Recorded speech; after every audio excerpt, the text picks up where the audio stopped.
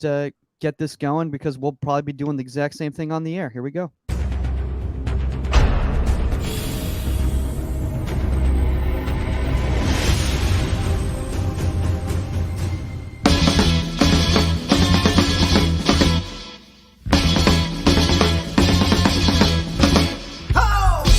Welcome to Inside the 18. I'm Michael Magid, live from Hollywood, California.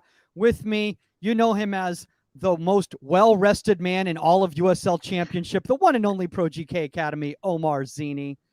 Get some sleep, dude? I did. You know, these bus situations, before we introduce our guest, these bus situations are tough, and I finally have found the right position to fall asleep in for a 4-hour bus ride. So I'm an innovator, a lot of different synonyms for that word, but I feel good.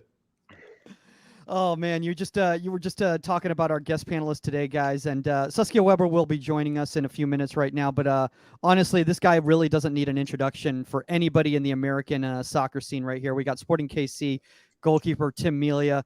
Tim, you know a little bit about those bus rides and in the lower divisions, don't you? I do. I was fortunate enough that when we did the most of the bus rides, I was in Charleston and they had a sleeper bus, which was awesome. It was probably all the way back to college before, you're trying to sleep on a coach bus where you got your legs up on the seat in front of you. You're all cramped. You're not really sleeping, but I'm glad I'm not doing that currently. I mean, honestly, dude, Omar, like it's one of those things. I think Tim can even attest for this. This is part of the growing pains, and it's part of the whole process. It's part of the whole process of yeah, dude. You got to trust the process, like the Sixers did for 45 years, and but that's another conversation, right there. If only Ben Simmons can shoot, they wouldn't be in this situation as well, where he doesn't want to take meetings with his team. I know, Tim, Mike and I actually could run an NBA podcast, and we've actually discussed doing this, but we just up to date with all that stuff. But yeah, I honestly think, though, just being in the situation that I'm in, and most people who listen to the podcast would know, it feels crappy in the situation, right? You feel in the micro, kind of just like day to day, like, why do we have to keep busing? It's a tough situation. But then you kind of look back as the season, it's about to end in the next month.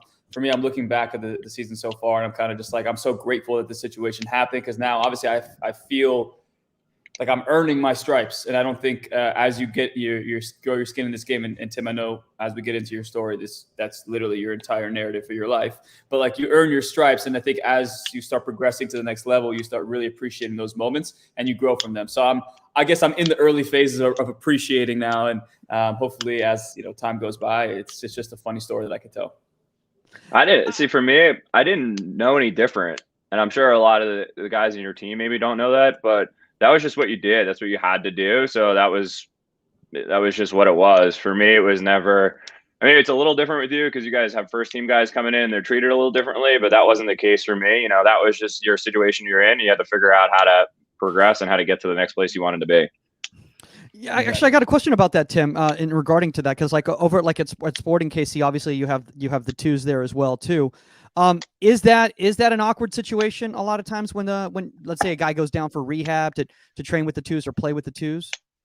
I don't think so at all. I've even played with the twos being a starter. I think it was 2016. I was coming back from a injury, and we had a run of games in MLS coming up, and they were like, "Hey, let's get you fresh. Let's get you, shake off the rust a little bit. Let's get you a game here at home." At the time it was called Swope. For me, it was great because it was a game where you're kind of testing out that injury, and you're allowing yourself to get back into the fitness you want to be for the big game. So I enjoyed it. I think the setup that just the MLS as a whole or individual teams have now is incredible. When I was coming up through USL, we didn't have reserve teams. We didn't have like that quick access to go up and down and, get different types of coaches, different types of goalie coaches, different levels of ability. So I think just the setup as a whole now just breeds, more opportunity, which is all you can ask for as an athlete.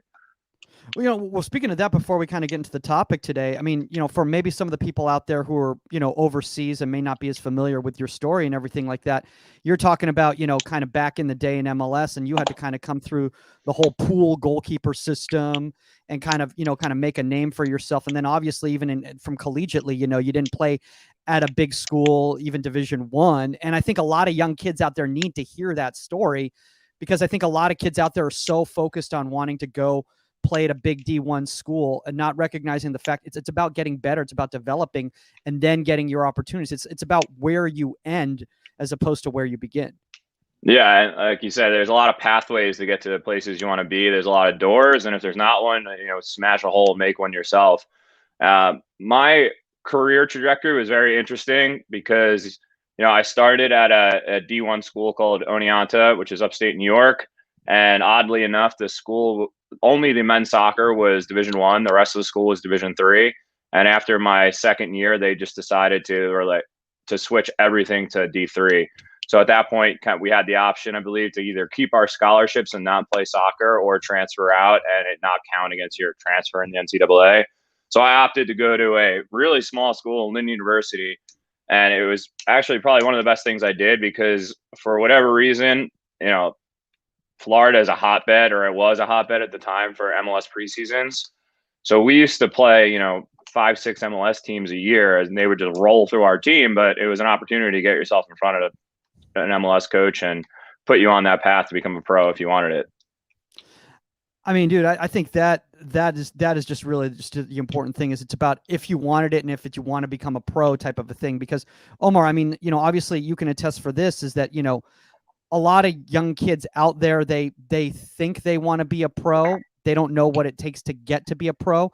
And even sometimes they get into an environment like either LAFC Academy or, Vegas Lights or whatever, and they go, oh, I didn't realize this is what it's all about right here. I was kind of looking at the final, for the lack of a better term, the final action, like the big time save, and not recognizing this is all the work that you got to put in. Yeah, I think, as you can see with our season, we had a lot of young guys, a lot of guys who were playing, full 90s, and they're 15 years old for our team. And I think, like Tim said earlier, that's all you really know, is that you're going day to day in the situation, to travel, to play, and all that stuff, without necessarily understanding what the career or what that small action of, respect or discipline or, being a dog on the field, like what coaches are seeing those little things. And I think if I were to be able to speak to any of the guys on our team, which I'm closer to the goalkeepers, but the younger guys, if I were to say anything to them, is like, you have no idea who's watching you, how they're watching you. And if it doesn't work out with our team, if you showed a little bit of just promise, another team could take a chance on you. So I think for me, the best thing I could tell them is, like, you never know who's watching. Just make sure every single day you're coming into training trying to represent yourself well and put your resume out in the field. Yeah, and I think, speaking of a resume, obviously, Tim, your resume is a mile long in regards to, from a playing standpoint at all the different levels. And I think one of the reasons I want to do this topic, with you, is because I feel like you're really, really solid at this. And one of the best in the game, honestly, at this. And guys, today's topic is covering gaps. Tim, for some, maybe parents out there who are listening, or young players that don't know what we're talking about, what do we kind of mean by covering large gaps? I got to make sure I know what you're talking about here. Otherwise, I'm going to embarrass myself. Are you talking about like the back line space and the space in front of you in a game? Yeah, I'm basically talking about, like, essentially, like, whenever you're caught behind a play, and then you have to cover that large gap, or you're caught in a disadvantageous situation where there's a massive amount of space, and you have to kind of make an estimation on where to shoot your body based on, kind of some of the cues that you're seeing and everything like that. I think the biggest thing with that and covering a gap or covering space is, first off, your position. How connected you are to the back line. Are you positioned centrally in your goal? Do you have to be shaded left or right, depending on where the ball is? How is the player approaching the ball? So is he, approaching it to play a through ball? Is he approaching it to, potentially take a shot? I think all those things come into play, and then making the decision is, are you going to go come out and get the ball? Are you going to collect? Are you going to slide, kick? Are you going to shield the body, allow it to come back into the 18? And then you got to like all in an instant, you have to make that decision and like what your decision is going to be from that point. Am I speaking correctly about what you're talking about? Yeah, I think you're absolutely speaking correctly. Omar, anything you want to add on to that? No, I think when we talk about, for me, like, I mean, the term that's been coined nowadays is the sweeper keeper. I think we've discussed this in the past, Mike, about anticipation and being a pessimist. Something as simple as, for example, your team goes on, sends everybody forward for a corner kick, and you have a 1-on-1, 2-on-1 situation. And this has happened to us a lot this year. And I tell my goalkeeper all the time, like, if their goalkeeper, because we're very small, so their goalkeeper may have a clear path to catch the ball, and everyone can hit a side volley nowadays. So be ready, anticipate, be in a good starting position where if that keeper does catch the ball, runs to the 18 and plays a ball perfectly to put their one striker versus our two defenders in on goal, you can at the very least show the goalkeeper that you're in that space. He may not hit it, or if he sees you in that space, he puts it towards the channels, and that gives our defenders an opportunity to recover. So for me, it's just anticipation and putting yourself in good positions, but being a pessimist and what's the worst that could happen and trying to position yourself for that. By the way, Tim, feel free to step in any time whatsoever. You don't have to wait for us to ask you a question or anything like that. I think there's something really cool to be said there about being a pessimist, because again, Tim, I don't want to say that you necessarily have to be thinking of the worst, because you want to be in a mental state where you're thinking about the worst possible scenarios, but you have to be ready. Decisive. Exactly. And I think that's something that you're fantastic at. I think that's almost more important than you're not going to always make the right decision. The ball maybe on a particular day, it's windy, the grass is drier, and the ball is not carrying as far as you thought it would, or the guy doesn't hit it as hard as he intended to. So I think, especially when you're coming out and dealing with these through balls and gaps, you have to be decisive. And even in times where it's not the right decision, in my experience, is if you're decisive in your action, it leads to less mistakes than you kind of being half in, half out. Even in the game last night, I believe it was rolled down, hit a ball over to Brune, and I started to come, and the ball didn't carry as much as I would, and I was kind of stuck in just a poor position. If I just continued through, I probably would have got the ball, but I made my decision too late, and I was a little bit indecisive, and it led to a worse situation. To be fair though, Tim, you almost did keep that one out. So we'll look at the positive. That was a different play. That was frustrating. That's a ball I should save, but that happens. Oh man, I was freaking out about that. I was like, oh man, if he's going to start going that direction, like should we just kind of step aside? It was obviously a difficult game yesterday, or whatever. But I think one of the great things, Tim, is that when we have people like yourself on who've played at such a high level, the fact that you're willing to be humble and being able to be open and honest about breakdowns, about situations, whether scenarios, whether it was a positive or a negative, is just so phenomenal for young goalkeepers to hear. Yeah, and I don't think that if you're not willing to self-reflect, or you're not willing to challenge yourself, whether that's training or a coach or a goalkeeper coach that's not challenging you, I just think it stunts your growth. And I all the goalkeepers that I've played with, that had the guys that were in front of me, the Kennedys, the Ramondos, guys like that, they were there and they had the longevity because they were willing to listen to other people, learn things, and understand that mistakes are going to happen. And it's more of an opportunity to figure out what you can do better the next time, rather than just kind of deflect away from mistakes. Yeah. I love the fact that you just brought that up, because Omar, actually, this is actually making me think about, kind of moving on with this conversation right here, because obviously, you've worked in the youth game a lot before you got involved in the professional game. And I know, that you love working with the pros, but you do have that experience working with the younger guys. And I feel that a lot of young kids are worried about exploring and making mistakes in these types of situations with these large gaps. And because of that, like Tim was talking about, they're indecisive, and it ends up being worse for them. Yeah, I just think that, for better or for worse, I think if you look back at some of those isolated cases, I'm sure their parents or people who are less educated about the position will interject, or when the situation happens, they try to give them a perspective that's not necessarily the right one. And I think when you get those voices in your head constantly over and over and over, I think you shy away from those discussions, and you shy away from putting yourself in those positions where you can potentially be not exposed, but looked at in a negative light. So I think the parents need to step away a little bit more.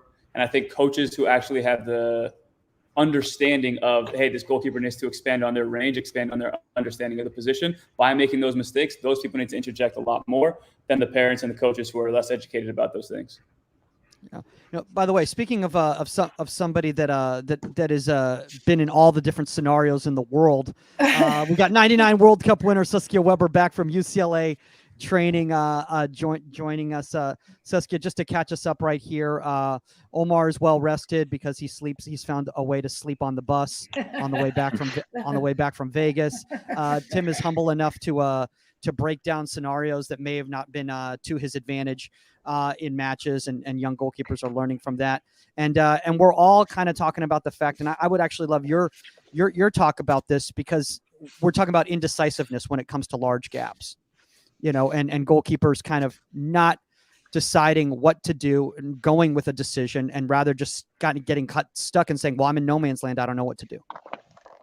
Well, yeah, I mean, I think that what keepers don't realize is they can change their mind in a large gap. You can realize that if you're coming for a ball and the person's faster than you thought they were, or whatever, they're going to beat you to what you thought was a 50-50 ball or 70-30 ball, then you can change your plan of action in motion. But we find with a lot of young goalkeepers that they basically stick to one thing and they stay with it. And that's it. It's like, okay, I'm coming, I'm going down, and or whatever. And if you have control of your body enough and you're reading the game well enough, you can actually change those decisions. I love what you just said right there, because that's something that is actually making me think about, Tim, some of the plays that I've seen you do in the past. And I think, there's something to be said for goalkeepers that you can tell are thinking within the moment and they're present in the moment, rather as in like what Saskia is saying is like they have a decision and they're sticking to that regardless of how the scenario adjusts. How important is that for a young goalkeeper to recognize that, like, oh, okay, well, the ball was mishit actually, so now I have to do that, or that player could get a foot on that ball and I just have to get a swipe to that ball, that sort of thing? It's incredibly difficult, but it's a skill, and I think like Neuer, someone who's phenomenal at that. He just has so much confidence coming off his line, and when he gets out there, he just kind of slows down. For me, that's the biggest thing, and that's something that has taken me years and years and years to actually be able to do. And to give an example, just because it's freshest in my mind from last night, there was a ball that was hit over the top, and I came sprinting out, and then I almost like paused in the sense that it looked like I was hesitating to get to the ball. But at that point, I realized I had probably 10 yards before the striker was going to get to me. And I'm trying to survey the people in front of me and decide, hey, am I going to pass this ball? Can I dribble this and not just kick it? I mean, ultimately, I ended up just kicking it. But, to speak what she was just speaking about, to be able to kind of survey things in the moment, not overcommit on the particular decision. And then when you're in the midst of that first decision, is there a second decision that might be better? Yeah, I think we see it a lot with one of my favorites is kids that come out to like box a ball on a corner or a cross, and they've just put it in their head they're going to go into a crowd and they're going to box the ball, and the ball dips or it does something, and you could have just opened your hands up and caught it, and it's incredibly hard to do, and to change your mind and be confident with the changes, but that gets you to an elite level. Like, you have to be able to do it. It's not just one choice and that's the end of it. Yeah. I love what you just said right there, Saskia, because, Omar, I think we've actually had this conversation before in regards to the fact that, and especially obviously when we're talking about large gaps, you need to be able to slow it down in your mind. And how many, not even just young goalkeepers, just goalkeepers in general, are moving so fast in their head. And maybe they're brilliant people and they're already 3 steps ahead. And because of that, they're already past the play, and then the play changes, and now they can't adjust. I think, again, just from my own experiences, I think for me at least, is like you have this idea in your mind that you have to catch the ball cleanly, you have to catch the ball at the highest point, things that have been taught to you without necessarily the proper context. It was like, these are the way you're supposed to coach it. And then the coach never said, but there's flexibility in what I'm saying. You don't always have to punch with one hand. You have to punch with 2 hands. You're not going to always catch it clean at the highest point. So I think we get fixated as for me as a player, I was fixated on those thoughts. So every time there was a long throw in, I was like, I need to catch this ball at the highest point but there's no in between. There's no gray area. So now, as we've talked about it, and I've learned from my mistakes, is delay, see what happens. And sometimes that trajectory drops off a lot faster than you thought, and staying in goal or calling away and your defender is doing their job and you calling away was the best decision possible. So I think, again, through trial and error, but also to coaching as well. And the coaches need to understand that we talk about it all the time. The kids are very literal. So if you say at the highest point, then you should say, hey, there's different highest points. So you don't always have to go at the top, but there's going to be opportunities through the traffic where it might drop below heads, but it's still considered the highest point because it went through a few bodies. So I think that to me is the understanding you need to have when it comes to crosses and when it comes to balls over the top as well. Dude, I go ahead, Tim. I was just saying, I think that's something that I was taught that way as well. And it's crazy because you see older goalkeepers, and the name that's coming to mind is Joe Cannon, where it almost looks like their movement is lazy and, things look easy. And I think that if you can just do things the most efficient way, maybe it's not like he was speaking about, maybe it's not the highest point, but it's in front of the player you need to get to, and it's, cleaner and easier. I think when your mind slows down and you're able to make each action as efficient as possible, things start to look easy. And then people don't think they're as good as saves, but people that understand the position are like, oh, wow, that was a very good play because he just positioned himself where it looked easy. I mean, we can talk to somebody right there, who's got it. What do you guys have? 90 games without a goal or something like that? So you're not supposed to bring that up, Mike. Damn it. That's impressive. That's why I made a joke. I didn't say the number. Yeah, you can't say the number. Let's just say I've never made it 9. It's just the season, but damn, everybody has to knock on wood now. And Mike, I'm gonna kick your butt if I come back from Arizona with a goal against us. It's so funny though. That's my stress on the sideline. It's not losing the game. It's, oh my God, we can't get scored on. Like, it's a whole new mentality for me. Look at Omar's like, oh man. I've had that in high school. We had like our season, we had like 8-game stretch, and then everyone, like you said, it was just kind of like when we conceded, we still won the game that we conceded in, but it was like the stress reliever of like, thank God, okay, now we can just worry about winning games and not trying to not concede. I've never been in that situation. Oh, dude, you've been on some teams that rolled people though. That's for sure. I mean, come on, like not 9 games. Well, look, I'll tell you this much. The club that I work for right now, rough stretch so far, and the team that I supported growing up, 7 games without a win. And it's just like, I just saw today Galaxy's going into full damage control, like posting all their fans that came to Austin and how much they love them. And I'm just like, oh my God, just win. Like, we don't care. Yes, we want to support the fans, but it's like 5 different posts saying how much they love their fans and how much they appreciate them. I'm just like, just get the results. The fans won't care. Just give us the results. Which goes against every team Tim supports here, because it's like, obviously the Galaxy get out. I'm not touching that one. Tim's like, hey, we're in that race for that first place position right now. So, but I mean, Tim, obviously you're lucky to supporting KC, with the Cauldron and stuff like that. Like those, you guys could be playing a 4th division team, and you guys they'll come out and support you guys. So it's incredible, and they're passionate. They're forgiving, which is crazy because in 19 when we were just getting rolled and nothing was going right, we have a banquet every year called Pitch Black, and they couldn't come for COVID reasons and all that. And I'll never forget the video they sent in. There's probably 100 people sent in a video talking about how, despite us being out of the playoff position, despite us having a rough year, we're still going to support you. We're still going to be there. And they were, so it was incredible. It is a special place. And there's a reason why a lot of MLS guys always want to come and play for Sporting. And it's because of the culture and community that surrounds by all of the fans. Yeah. Speaking of positives, I think one of the positives right now in regards to getting back to this topic right here is understanding the striker's options when kind of defending a large area. Saskia, I know that this is something that you've discussed with a lot of goalkeepers in the past, and we've obviously discussed it on the show as well too, is that if you're not thinking about what their options are, you're not going to be able to defend this space. Because you're thinking more about your own actions as opposed to what they have available. Well, yeah, you have to understand what everything that's going on around and in that space, like even down to your defense recovery. Like, how much time do I have to delay? What kind of space can I take if my defense is like recovering and reorganizing, bearing down on this person? If there's a large distance, is it just me alone? Like that means you're taking different actions in different space. Where are there other players? If I come and press too hard, they just sliding it past me and passing the ball. Like, what's going on? Like, and so that's a snapshot that you have to have in your head when dealing with the situation.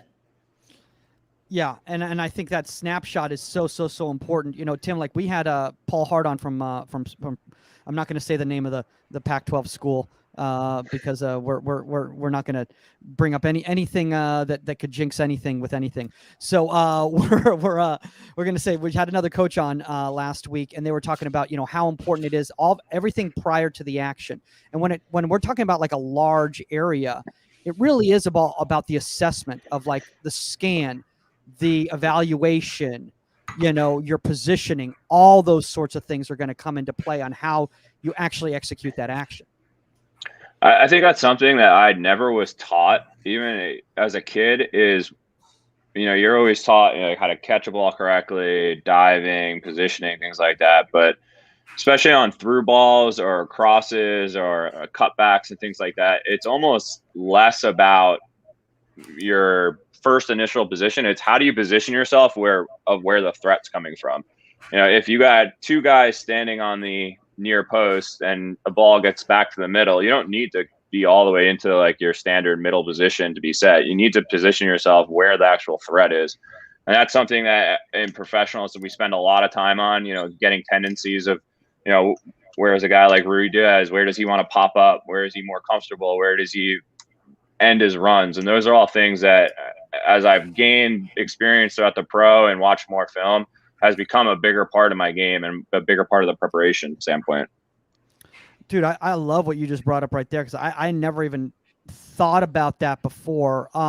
You know, because it is, that scouting aspect is so important, because if you know the tendencies of these players prior to the game, obviously you still have to be involved in the moment. But when you're caught in a disadvantageous situation, Omar, and I know you've talked about this a lot, you know, with your goalkeepers, you know, obviously at lights, you know, you have to play the percentages. You have to, yeah. And I mean, I posted something not too long ago on my Instagram. It was like, would you rather be unsighted but directly in line and ball line through traffic, or would you be out of position slightly, but you can still see the ball? And obviously everyone said, of course, you want to be in a position where you can see the ball, but slightly out of position. Then some people swore by, no, you have to be like by the book in position. Even if you can't see it, you have to find a way to move your head around. So I think for me, it's always just those situations where it's like the percentages probably speak louder of you need to be able to see the ball, or you need to be able to get into a somewhat set position or slow down your body so that your body can actually respond in that split second and push off the ground and have some footing to attack a ball and make a save. So I think that's where, again, those being so literal can be tough for the kids who don't understand and don't have their own thoughts. Yeah, they don't have their own understanding of the position. But again, the game will teach you. And if you don't allow for some gray area or allow for some interpretation as the game evolves, some gray area, I think that's where you're going to get into trouble. I think Saskia, were you picking up something? I thought you were gonna just start doing some play diagrams right there. Yeah, on the board. It was in my way. No, but I mean, this is speaking of that, Saskia, you know, this is a conversation that you've had with a lot of goalkeepers, and the fact is that you need to recognize what's comfortable for you, because maybe some goalkeepers feel from a mental standpoint more comfortable if they are in position with an obstructed view, and maybe some goalkeepers would rather be slightly out of position and be able to fully see the ball. I'd rather see the ball. It's always better to be out of position and a good sight on the ball and not moving than it is to be obstructed and moving. And that's how I feel. I mean, you know, it's even like if you dumb it down even more, like when you set a wall, you're out of position. Technically, you're off, so you can have a sight on the ball. So if we simplify the conversation to that, you're not going to stand directly behind the wall. You know, you want to have, even if you're off the edge, you want to have some sort of a sight line. So I take that into flow of play as well. You know, that's a really good point right there. In regards to that, because like now when you're bringing up the wall thing, Tim, it's making me think about large gaps that a lot of young goalkeepers have issues with, is that they're thinking so much about the lateral. They're not thinking about gaps from a vertical standpoint as well too. And you have to be able to cover that, and you have to understand that a player can lift a ball and those sorts of things.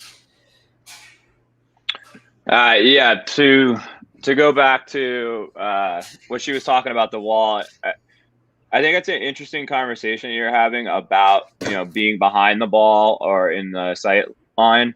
For me, it's more about how far away they are and where they're positioned. So if someone's shooting from, you know, 30 yards out, 20 yards, even top of the 18, I'm comfortable being out of position. But as it gets tighter, I prefer to be behind the player, even if I don't see it, just because you know it's going to probably be more of a block thing. But in regards to the question about the vertical height on walls, set pieces on shooting, I think it's so funny how you see just so many people just cheat and fly across the goal, irrelevant to where the ball is. For me, I'm a big believer in, you know, cover your half of the goal, and then covering vertical space on set pieces is incredibly difficult if you play the whole action honest, because it's so hard to, you know, get a cross step or whatever you're going to do to get across the goal and get up towards the crossbar in that vertical space. But I'm just a big believer in, you know, allow the wall to do its job, cover the space that you're supposed to cover. And if someone curls a ball over the wall, you know, and underneath the crossbar, just applaud them and move on. Yeah. I mean that's a good point in regards to you can't stop everything. You can't stop everything. And Omar, I know that's a discussion that's really difficult to have, especially with developing goalkeepers, because their thought is that they're invincible. They can do anything. And then if they do get scored on in a scenario like this, then they start getting frustrated because they go, oh, I should have done this, I should have done that, as opposed to kind of moving on and recognizing, again, we're still exploring, we're still learning, and that goals are going to get scored on. It's going to happen. Yeah, I think again, at a younger age, depends on what level you're coaching. And I kind of swing it back to coaching.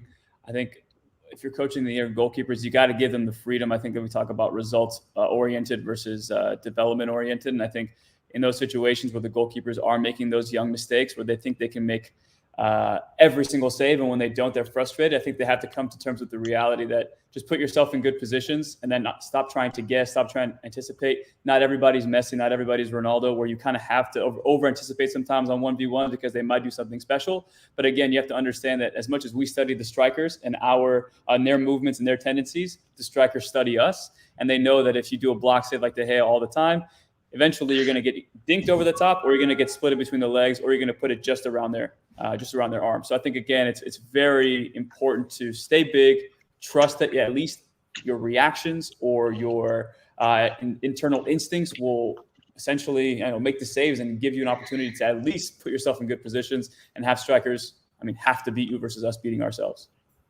Dude, I love one of the things that you just brought up right there, and I think inadvertently you did it because I saw Tim's kind of face kind of give a little bit of a smirk right there. I mean, obviously, Tim, you know this, that a lot of goalkeepers out there, and I don't even just say young goalkeepers, but just say goalkeepers in general, think that covering large spaces is about making their bodies, extending their bodies. But unfortunately, a lot of times they give up the mobility for that aspect.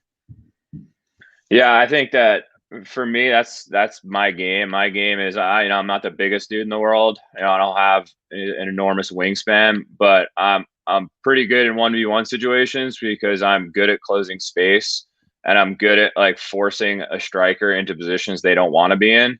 And I think that's just, all goalkeepers have different strengths and weaknesses, and the timing of closing that space and making the decision and all the things we've been talking about, almost plays more into, having the big wingspan. Yeah, I want to do this right now. Speaking of you being good on 1v1s, I want to pull up some of these clips. I want to pull up some of these clips right here, and let's see if I got these. Oh no, hold on. I want to turn down the volume. And all right, so I want to start with this one right here. Basically, this is in the 74th minute against Chicago. I think this might have been September 11th for anybody who wants to check it out. Basically what happens is at the edge of the 18, Zuzi kind of knocks a header into a massive gap.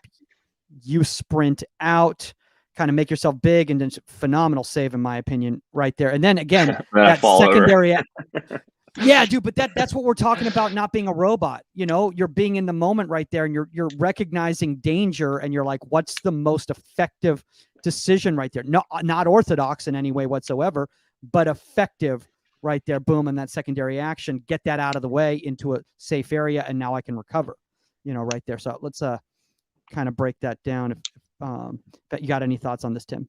Yeah, so initially when the player is getting ready to serve the ball, I have to be in a neutral position, connected to the line enough where I can potentially come out and claim or punch across. And then when Zeus goes up here, you know, the ball bounces in an awkward position. Even the attacking player is not really on his front foot ready to go. But at this moment, I'm thinking I need to close space because I don't want him shooting at me, you know, inside the frame of goal from 8 yards away. So I'm trying to close as much space as I can in the most controlled way I can, but also high. As the ball is bouncing, I can't come out low and just slide. I got to come out and almost be standing straight up. So when that guy looks at me, I'm a yard or two away from him. Or if he tries to maneuver around me, I'm in a position to maneuver with him, make a kick save, or do something. So biggest thing in this moment for me is just put as much pressure as I can on this guy so he knows that the first thing he's looking at is me, not the goal. And I think that's a really, really important thing when you're talking about large areas to have to cover quickly, is about trying to put immediate pressure. I see Saskia nodding her head right here.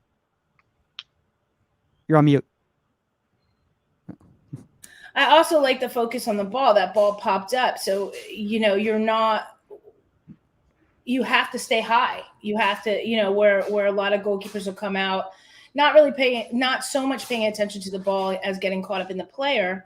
You have to stay big. The ball pops up, so you stay big and you can tip it high. You know, some goalkeepers will go down there, right? Mm-hmm. So that frozen position right now, some goalkeepers automatically go down and it's up and over. So mm-hmm. I like the way you kind of held your shape. Yeah. And then again, this right here. Go ahead, Omar. No, I think I kind of want to, not from this play, but just in general, I'm going to ask you, Tim, like how many times have you misread this situation, whether it's early in your career or when you were younger? So I think, again, that's my point, this whole filling the gap and being a sweeper keeper in these situations is you have to make your mistake. Hopefully they're not costly ones. But again, make your mistakes to a point where now you figured out your range. You figured out, is this a ball that I'm coming out for? Oh, crap, let me just revert my course a little bit more and then drop off just in case so I can at least give myself a chance to make a save. I mean, last night, actually, there was a ball, almost a similar setup. The ball bounced to Rui Diaz, and it was almost the exact same play. And because I came out, it forced him to go across, and then it just became a calamity of errors, and they ended up scoring. But I've made so many mistakes. I've given away a million PKs. It's just the process of it. But to go back to what we were talking about earlier, I'm a big believer in, you make that decision and almost in that particular moment, commit to it and commit and believe that what you're doing is you're doing it for a reason. You're aggressively stepping to the player to make the player have a reaction to what you're doing. Omar spoke about it. It is the game of percentages. All we're trying to do is give ourselves the highest probability of being in the right spot so that action looks easy, or we get hit with the ball and the ball doesn't go in the goal. So I think just the accumulation of all the different types of experiences, the different million balls you've seen come in, just kind of lead to the decisions that you're making in the game. Yeah, I mean, I like what you also said earlier, that this conversation changes with where these plays are developing from. Inside the 18, honestly, it's such a quick decision. Yes, stick with it and go hard. Talking about dead space and time to think about things, then you can change your decision, in my opinion. But inside the 18, you got to stick with it. And Sus, I kind of want to bring up real quick. We're doing like our end of the season review right now, and I'm just categorizing. I'm categorizing our saves. I'm categorizing our saves and our goals against. And something that I did for 1v1s is when the person who does score, if they've had the ball for more or less than 3 seconds. So if it's less than 3 seconds, and more or less that person will slip through, and then it became like you were standstill, and then you had to make a decision.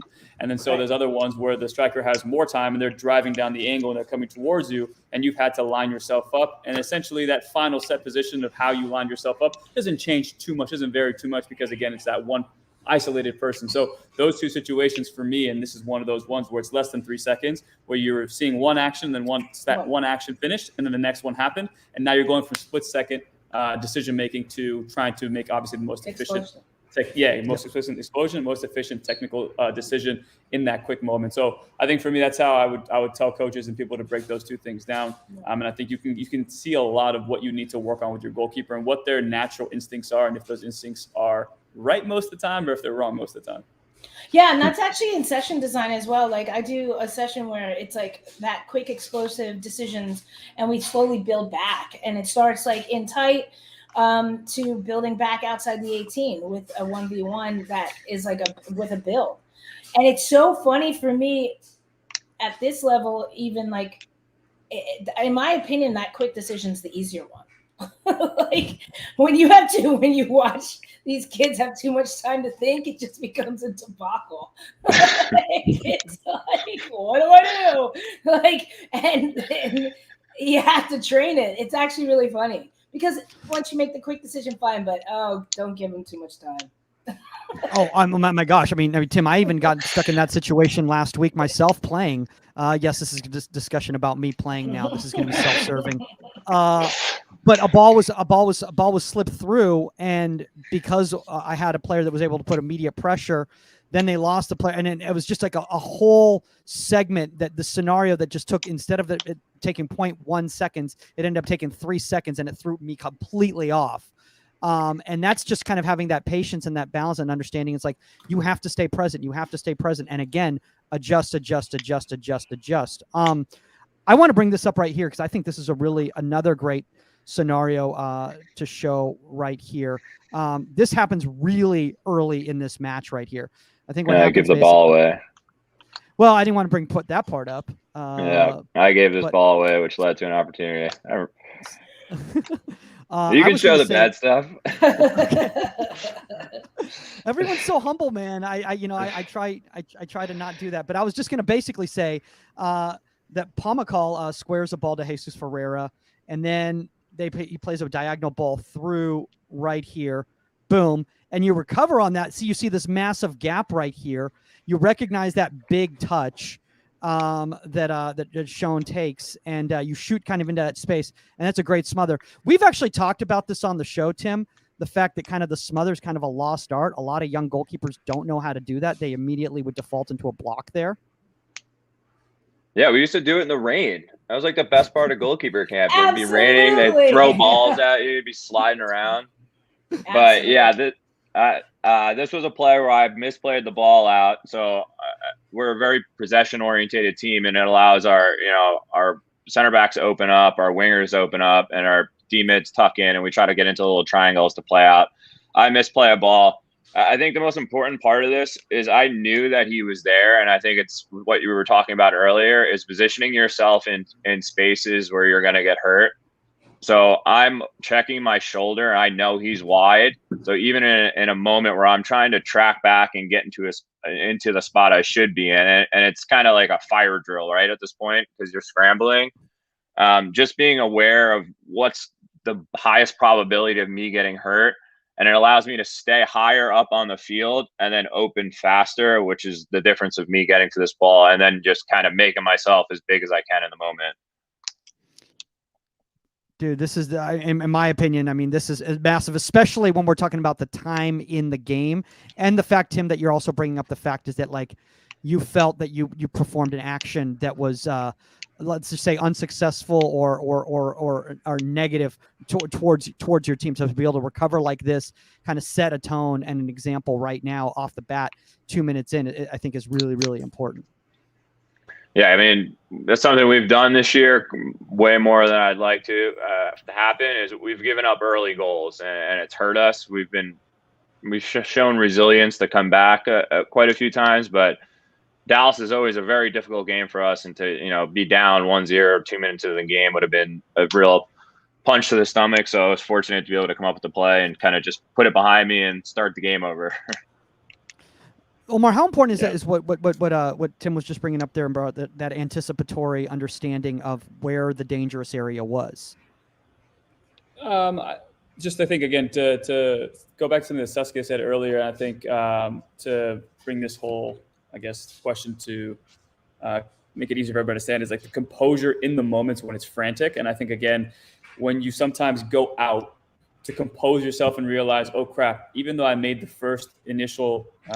my first initial run up and it wasn't clear and it wasn't as obvious I would have wanted to, can you compose yourself in that moment and still give yourself an opportunity to make a save? Which obviously here, you're obviously in possession and then all of a sudden you're out of possession. And I'm sure you guys, this has happened to you more than once, Tim, in this situation, probably from both sides and probably the center position as well. But you have an idea of your spatial awareness of where you are as you were trying to build out. So that quick little glance at your post. So now you know exactly where you are. And then obviously one eye on the ball and then one eye on what's building up in the center of the park here.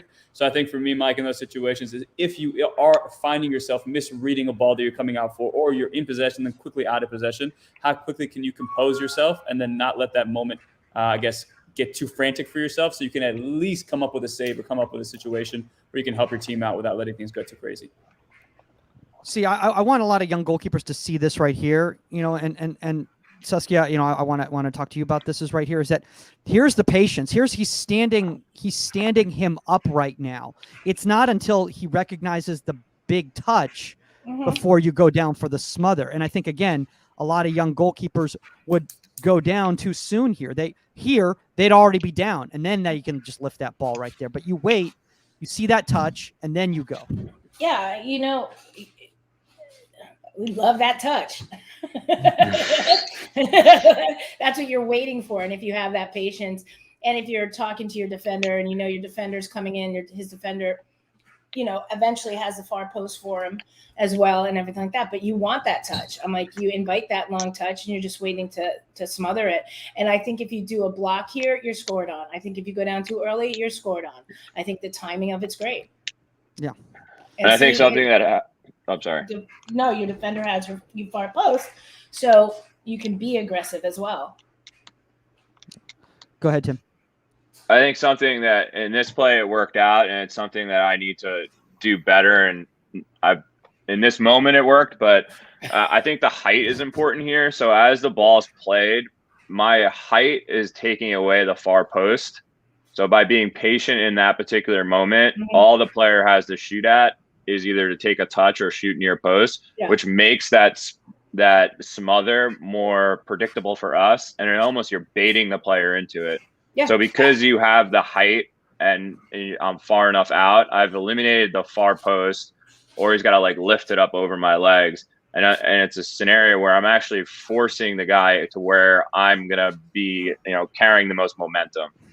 100%. And that's, and I love telling my goalkeepers, you've got to be able to manipulate what the attacker's doing. You don't want to be reactive. You don't want them controlling what you're doing. You want to be you want to push them a certain way. You want to make it predictable for yourself.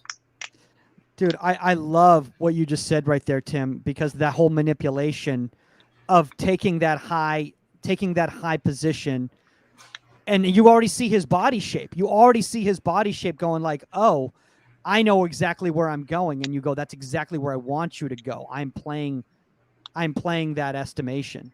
This is phenomenal in my opinion. So, yeah. Let's I want to talk about this real quickly, kind of before we kind of get into another play right here, and that is just kind of the mistakes that a lot of young goalkeepers make, Tim, when they get caught behind the pass. How many young goalkeepers I've seen in a scenario like that, they're caught behind the pass, and then they just freeze up and they panic and go, well, there's nothing I can do about it because I'm behind the pass and there's no way I can get there. And so they stop, and then they start complaining, that, blah, blah, blah, no one was supporting me over there, blah, blah, blah. I gotta ask your verbiage again. So what do you mean by behind the pass? So behind the pass. Okay. Sorry. I sometimes do coach speak right here. By behind the pass is that your timing is behind the pass. So there's physically no way, the ball's moving faster than you. There's no way that you're going to get into the area before the pass. Okay. So you misread it kind of thing, Mike? Is that what you're saying? Like you've misread it? Yeah, exactly. Yeah. At that point, I think it's more of just being patient, right? If you're not in a scenario you don't want to be, it's very hard to predict or force a player to go where you want them to. So I think at that point, your positioning comes into play and your patience. I'm a big believer if you're not close enough to make an action on the ball, then you almost need to just sit back and be set in a neutral position. If I'm interpreting what you're asking correctly, is that kind of what you were looking for? I'm sorry. Yeah. And again, there's no, I mean, Tim, honestly, dude, there's no right or wrong answers when it comes to this. Is all just a discussion. So, I mean, you're the one who's been an MLS goalkeeper of the year. None of us have. So, yeah, but all coaches have like certain verbs they use for describing plays, and if you're just not familiar with that particular setup, absolutely, yeah. But that's actually, you just brought up a really good point right there. And Omar, actually, I want to have that conversation with you. Because let's say you're designing a session for something like this, and you've got a new goalkeeper coming in to your environment that's never been there before. I mean, for instance, right now, even at LAFC, a new goalkeeper just came into that environment right there. Or Vegas Lights, you've had different goalkeepers kind of come in. How important is it that you are communicating and you're understanding, hey, this is what I mean by this? Because otherwise, if a goalkeeper's on a different page because they think you're talking about something else, it's going to be disadvantageous once you get into the game.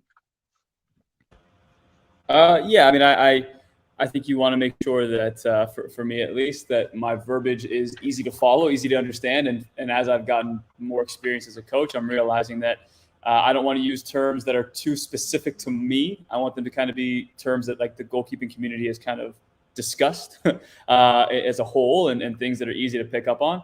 But for me, it's obviously using the verbiage and terminology that I like to use, but also to optimizing what you already do best at. What you're already good at. So if we had some keepers that have come in who are super dominant and really, really good at timing their spread saves, I'm not the biggest proponent of spread saves. However, when we have those conversations, it's like, okay, you do this automatically and default to it. How can we not have you default, but now choose specifically in situations when it's advantageous towards you or for you?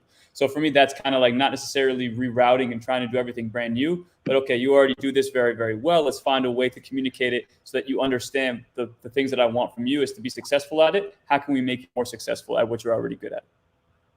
If that made any sense to you guys. It's made enough sense that we can move with it. I want to play. I don't want to play. No, that's not this. This isn't the one right here. Where is that? Is it this one? No, it's not. Gosh, hold on. Mike, I have a clip. I have a clip, but you have a clip. Okay, throw it up. But it's not of Tim. That's the hard part. I don't. Is it okay? If you want, man. It's if Tim's cool with it. Yeah, of course. I'm working on a breakdown right now of Matt Turner. I feel like he's really he's good at 1v1s, and I've been watching him for a few years now, so I've gathered a bunch of clips. But this is one from like last week, and definitely just I feel like based on what we're discussing, it's a very on par to. Okay. He's having a phenomenal season. Yeah, he's having shout out to Matt on there. Another guy who didn't start out as a youth national team keeper or anything like that, and made a name for himself. So. Okay, real quick, you guys see this? Yeah. Okay, so when we talked about earlier, like what can that striker do? What does that player see? What can they do? So as soon as this ball breaks that first line, now you can see you have a runner coming in centrally. So Matt, if you watch his position, he takes up a higher position just in case. We're talking about being a pessimist, just in case that ball gets played through. So he's ready. He's in that position. And then as soon as that striker does take that touch, he's ready to close. Of course, the situation kind of went a little bit more frantic, a little more crazy, but I'll let it play out so you guys can see what I mean. Just being a pessimist once that ball does break that first line. He's ready for it. Hold, take a back touch. And then right when he takes that bad touch away from goal, he knows that the certain pockets that are going to be open are between his legs and probably near post. So he drops that right hand and drops the knee. So again, what I love about this, Omar, is that obviously is that your Wi-Fi connection makes it look like this is literally pouring rain on the lens. No way, really? Damn it! Oh yeah, dude, your Wi-Fi's been play through the entire time. So I just make a comment. What Matt does really well here, though, is he shades himself in the direction of where the two players' runs are going to be. And even as the ball's traveling at the end, he starts to take these little like hops, but with both feet set. So he's in a position where if the guy turns on the ball and gets it on top of the 18, he can just kind of square himself up and get a shot. But he's also got enough height where, you know, there's only 6 yards to cover in the event that what happens. He gets that touch and he's out. And he's on the guy so fast where the first thing he sees is the mat just standing there. And again, makes it look simple, but incredibly hard and very instinctual. Yeah, and again, I think a lot of young goalkeepers need to see this, though, is that it's not always going to be a clean play. It's not always going to be, you know, the way you drew it up. It's going to get messy, and you have to be okay with that, because you have to recognize. And Tim, I think you're somebody that can really attest for this. It's about being effective. It's not about looking good in the moment. Efficiency. That's something I try to train. It's, can you do the thing with the least amount of effort almost and accomplish the same goal? And I'm always so impressed and blown away by the goalies that are just so efficient, because I'm not an efficient mover. I'm like happy feet athletic, and I'm quick enough to make up for it. Where if I could like use my athleticism and use my speed, but be more efficient, I just think that, you know, it'd allow me to go to the next level and perform better than my current status. But I will say, you guys can hear me right. It's not coming in and out. But no. Like, your audio's been fine. Your video has been literally like you live in 1997, like it's a CD-ROM, like you put in a CD.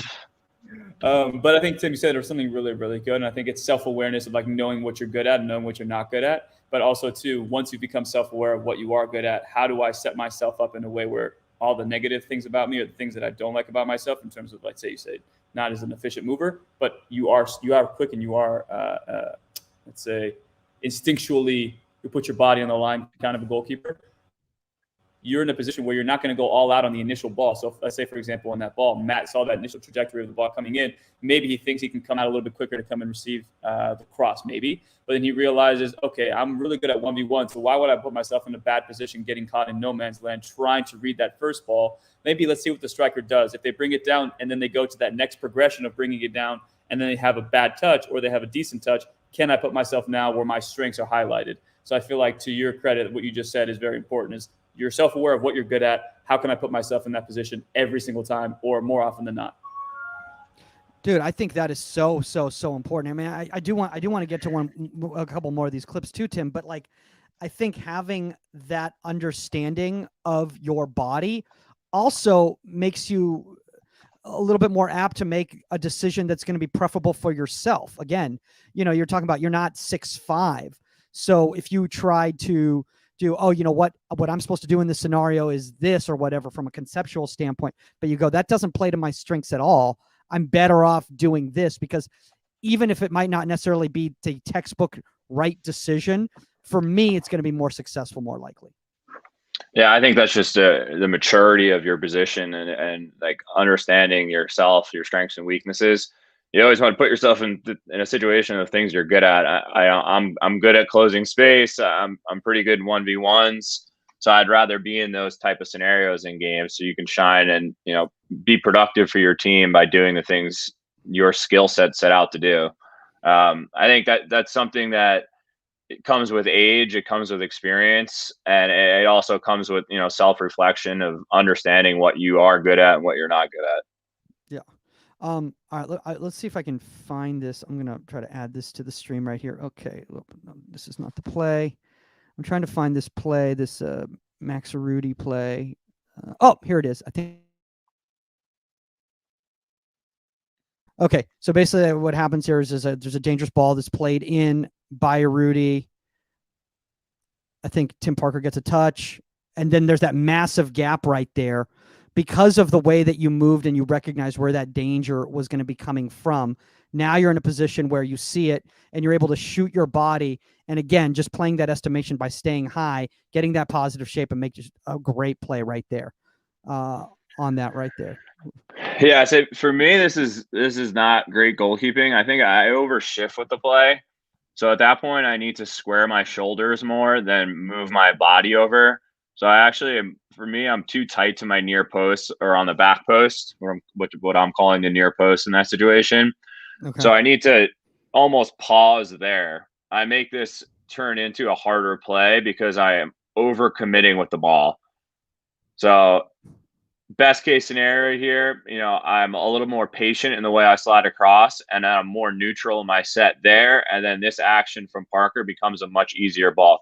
It became a reactive type situation where I'm trying to cover the space of the ball because I'm overset on the near post.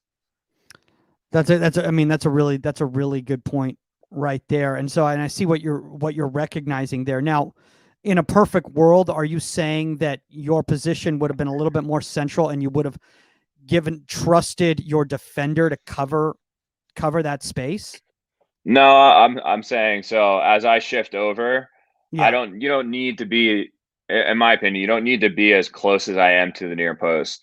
So Okay. I've made the decision that I'm not coming out. So I have to be tighter to my line, but I need to more of just squaring my shoulders to him than my whole body moving. Gotcha. If I'm 2 feet away from the near post, I still should be able to make that save, but it also allows me to cover a lot more of the back post. Because I overcommit, I'm fortunate to still get a hand onto it, but I think I can just make that a much more comfortable save by stopping and setting, a yard or two from the post, rather than I got caught following Parker and following the flight of the ball rather than me just, positioning myself correctly within the frame. Yeah. But now, again, just to kind of play devil's advocate, and Omar, are you still there with us? Or the voice from above? Are you still there? I can't tell. Yeah, I'm still here. Okay, you just switched just to audio right there. To play devil's advocate, though.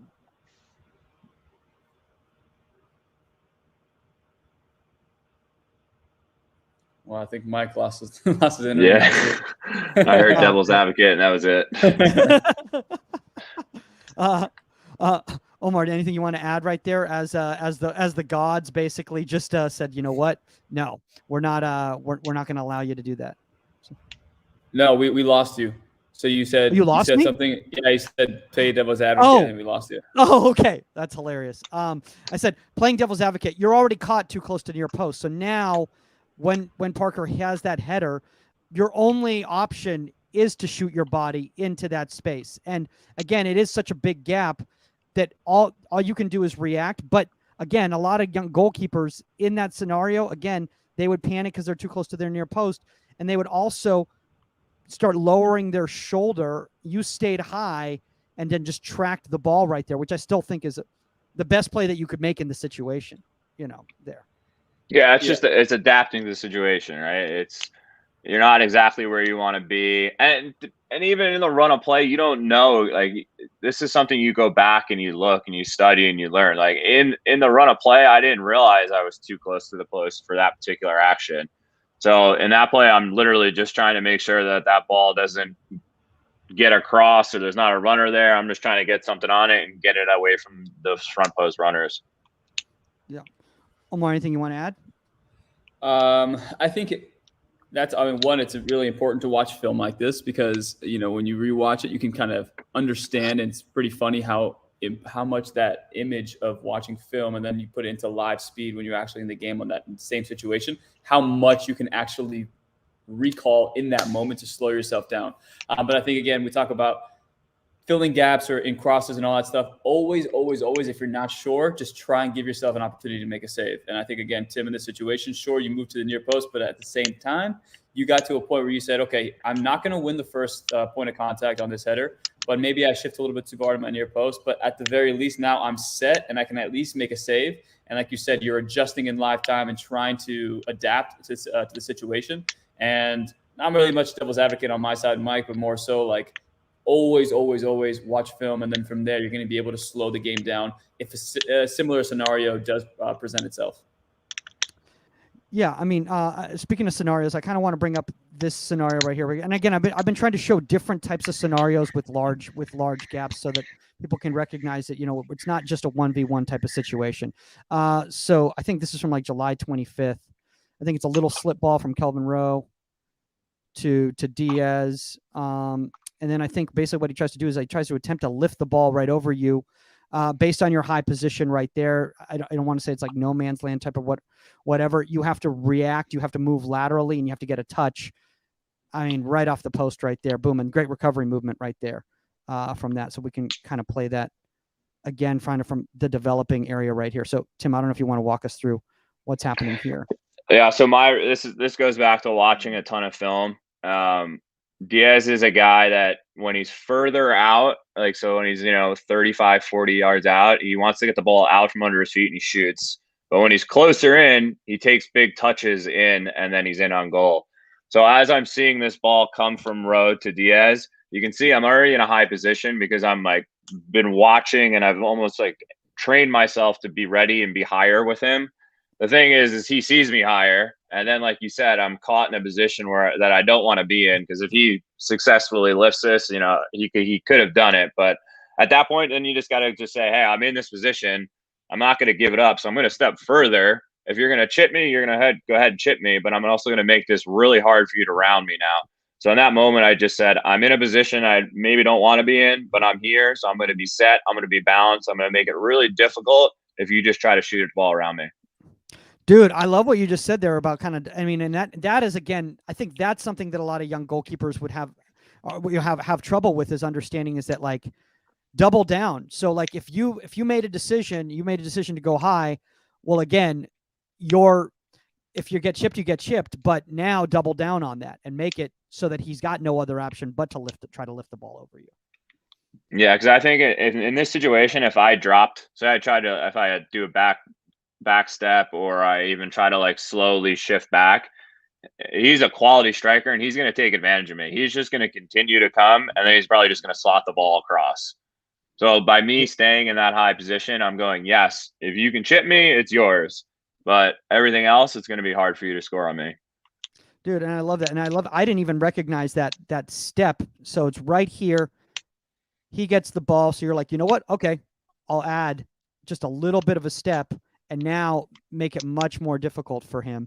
Omar, any thoughts? No, but I do have another clip that I want to show. It's up Tim this time. Okay. Oh, it's up and to it was Tim. Against. Okay. I like the Turner ones. No, it was against LAFC as well. So I think that was one of my boys, man, one of our guys, Cal Jennings. Let me just pull this up. So again, is my video okay? Can you see? Yeah. Your video is actually decent right now. Yeah.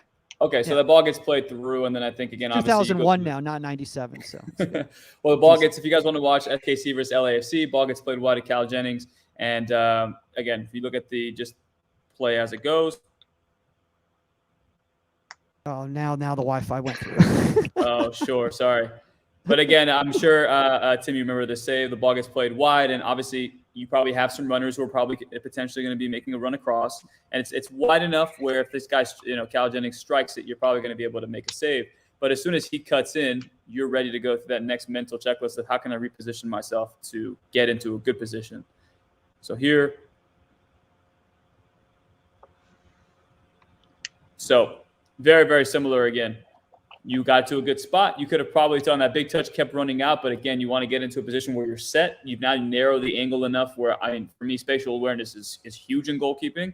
And if you look here, as he's about to strike it, you're already set. You have enough space where you can literally lay down and cover this entire side and the side as well towards the near post. You could literally lay on your left side and cover that side as well. And I think from experience and playing the game as long as you have, you knew exactly how much time based on his touch inside, how much time you had to get into that angle.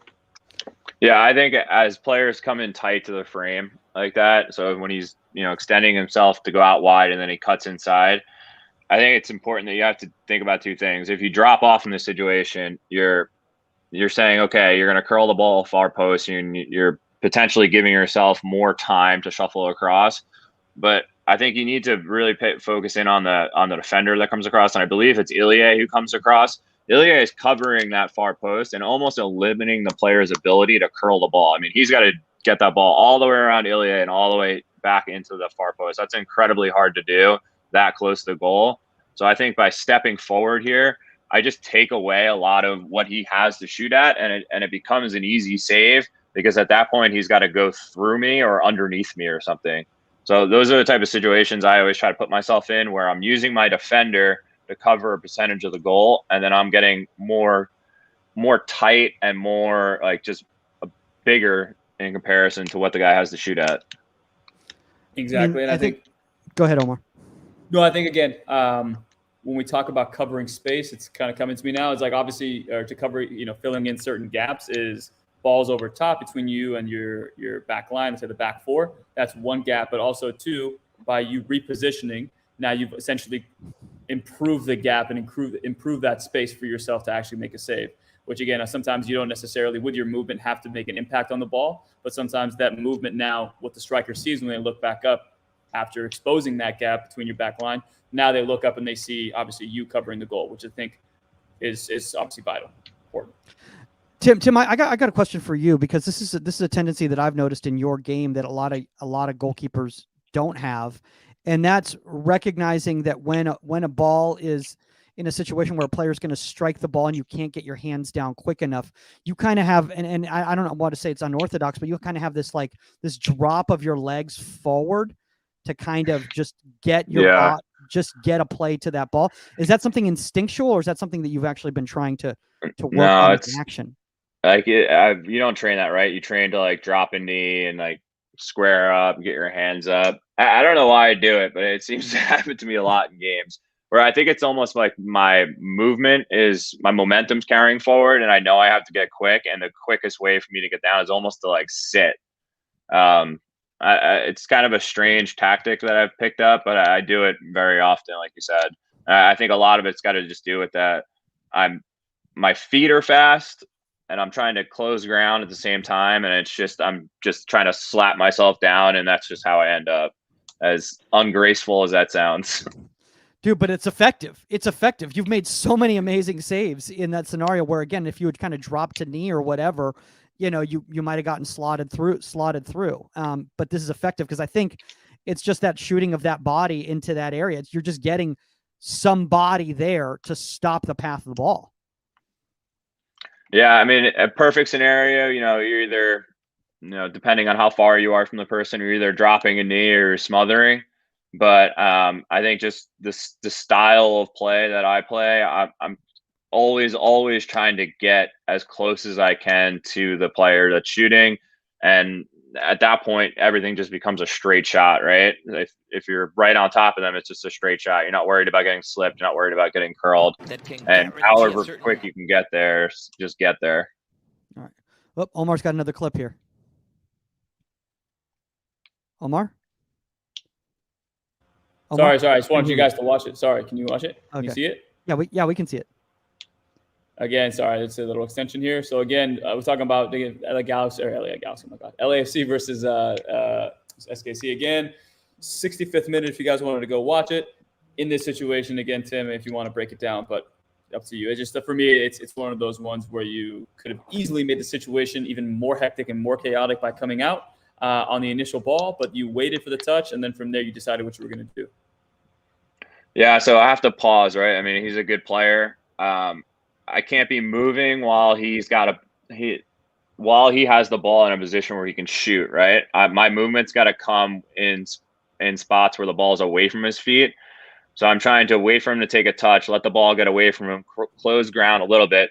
I actually thought in this play, so he opens up his shoulders. I thought he was going to cut the ball to my right, his left. And I actually start shifting. But then when he hits the ball, I just kind of leave my legs out there and try to take away the far post. I felt lucky on this play because I kind of felt like I was at his will because he had a lot of space just to kind of drag the ball, like you said, and dribble around. And they were on us, as you remember, in this game. Yeah. I was actually there. I was actually literally right behind your goal over at an angle. Let's see here. I actually think I have this clip. Let me see if I can. Yep. This is it, right? This is the one we're talking about here? That's the one, yeah. Look at that. All right. Well, now it's a little bit clearer for everybody. So let's see if everybody can see it a little bit better now, what we're talking about here. So I paused, yeah. I think that's great, though, because then they don't know what to do. They were like, what? Wait, what is this? Why'd he pause? What? And then you expand. Yeah. Honestly, too, if you ever, as a goalkeeper, can play forward, and you play against a goalkeeper like Tim, where you're, for me, I've with LAFC in our training sessions, sometimes one of our starting goalkeepers, Alex Rando, is very, very good at 1v1 situations.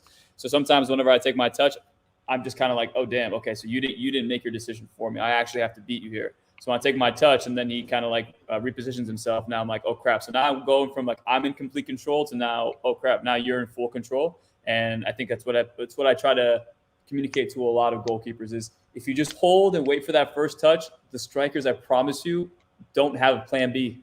Their plan A is just let the goalkeeper make a decision. And then after you guys have made a decision, they'll dink it, they'll put it between your legs, they'll dribble around you. But if you can do what Tim just did here, and Tim, you said it's a lucky save, but the trailing leg is something that I've tried to like hammer into goalkeepers all the time. Like if you're coming at an angle or a central position 1v1s, you need to have something for insurance in the trailing leg based on how you've covered the angle. And one of the most famous saves ever is Casillas versus Holland in the World Cup final, trailing leg 1v1 against Arjen Robben down the middle, and he made the biggest save of his career. So trailing leg is super important, and you create your own luck. That's all I'm going to say. Yeah, I agree. I agree with that. I agree with that too, completely. And I love just the fact is like again, look at that right there. There's no way that ball's not going to go into your foot, based on how you shoot it into that space right there. As he's about to strike, boom. So so in my opinion, it's again like you're said, like Omar was saying, he's like, you create your own luck, So yeah. All right, guys. Well, Tim, I know. Are you still on babysitting service? Is that what's going on right now? Yeah, my kids are running around upstairs. I can hear my wife getting ready for me to run up there. well, we won't keep you too much longer. Kind of the last thing, I want to kind of bring up with you is kind of this. If there's any young goalkeepers out there because somebody asked me this question yesterday, and I said, you know what, probably better to ask Tim than for us to answer this question. And he was saying that he was having trouble in his college season. Things were going very, very well in their college season. And then his team plays a lot of possession. They have the ball a lot. He gets very rarely any action. He made a mistake that he felt that he should have avoided. And he's been so focused on that mistake that it's compounded with another mistake and another mistake. And now he's worried about losing his position. Is there any advice that you give this kid out there? Yeah, control the things that you can control. I think that we all try to do too much at times in games, in all positions. But I think just from a goalkeeper's perspective, most of the time you're in a low probability situation. Players should be able to score in your certain situations. So you have to understand that you're going to get scored on. You're going to make mistakes. You're going to have breakdowns. And all that has to not influence your next decision, your next action. So I'm just a big believer in control each individual action the best of your ability. Don't go storming off your line, trying to get every cross, or play balls that are too tight, or cheat on set pieces. Ball going over the wall, just go scrambling across because you're trying to make an action. Just each individual action, and it's something that I always tell the younger goalkeepers when they're playing first team games is, focus on the things that you are 100% capable of doing. Can you catch the ball that comes to you? Are you in a position that you want to be for that shot? And just make like little incremental decisions that will ultimately result in a good performance when you're controlling the things that are within your control. Dude, I absolutely love that. And by the way, the reason I'm not putting this kid, I'm not saying this kid's name because I don't want to put him on blast. I didn't know if he wanted to me to name him by name, but I'm sure you know who you are. Omar, anything you want to add to that? No, I mean, Tim is a perfect example of that. And I think, Tim Dittmer mentioned it once. Mike, you said they call it chunking, and going into a game and trying to make the next 5 actions that after a mistake or after something that just happened, to make them, even if it's as simple as passing a goal kick to your right back, center back, that now restarts and reprograms and gets you back on track to playing with full confidence. See, I don't understand any of your verbiage. I don't know what chunking is either.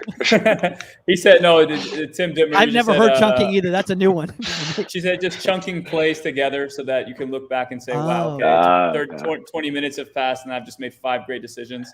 And again, we value those mistakes a lot more than those simple ones. But if we can kind of restructure and reformat what we see as the big things in goalkeeping, small passes, playing into space, all those things, I think we can start feeling a lot more confident because that's what most of the game is for us. See, we should have hit up Alec before this and just been like, "Hey, what's the verbiage that you use at Sporting KC?" And then just put everything in the rundown that way. And you've been like, "Oh, I speak that language. I know that language." Well, Tim, honestly, thanks for taking all the time, man. I mean, this has been an absolute treat for us. I know myself personally, and I think Omar can attest for this, has been a fan of yours, for quite a while.